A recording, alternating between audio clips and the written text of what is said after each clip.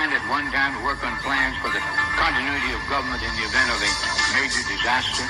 Mr. Chairman. I believe that question touches upon a highly sensitive and classified area, so may I request that you not touch upon that, sir. One of the programs that got exposed during Iran-Contra was Rex 84. And Congressman Jack Brooks, in those hearings, brought up the fact that in reality, FEMA was a cover for a huge continuity of government program in case the American people ever rebelled. And that was the architecture of the blueprint for the illegitimate shadow government to fully take over the functions of the entire federal government, suspend the Constitution, suspend the Bill of Rights, and arrest whoever they wanted to. And FEMA was going to control the camps that the people were going to be put into. And FEMA would be the main governmental institution with different directors over every agency. And now when you watch FEMA on television, it's always a colonel or a general or an admiral in uniform who's over the different departments. The martial law portions of Rex 84 were outlined in a 1982 memo written by FEMA Deputy John Brinkerhoff. Martial law was to be declared in the event of a national crisis, yet the plan did not define the term national crisis.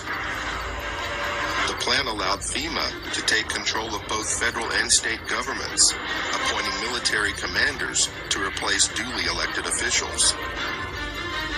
The plan also called for the rounding up of at least 21 million American Negroes for delivery to numerous military bases converted into prison centers, also known as FEMA relocation camps. Why?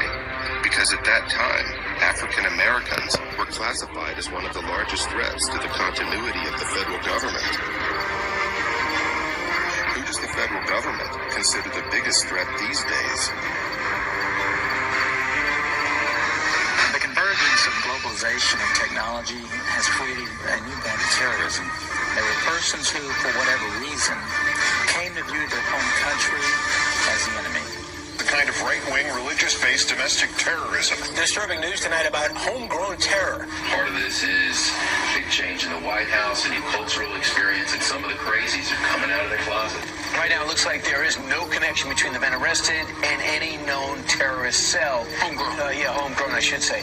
Folks, we've got a very serious situation here. I'm holding what is called the right-wing extremism, current economic and political climate, fueling resurgence and radicalization and recruitment.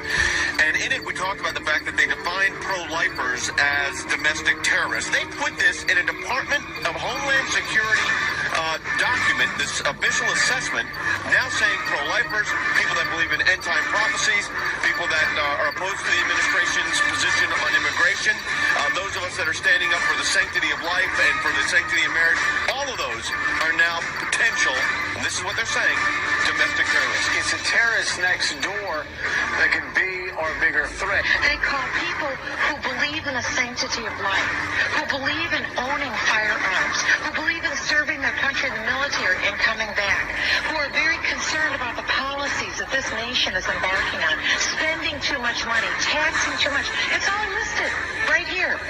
These are the domestic right-wing extremists. 1 million names under the watchful eye of the United States. America's so-called terrorist watch list has hit the record number, according to one of the country's most prominent civil liberties groups. That's a lot of people to keep track of. They're adding new people all the time. It's a secret list that you don't know really quite how one gets on, and you don't know how you get off.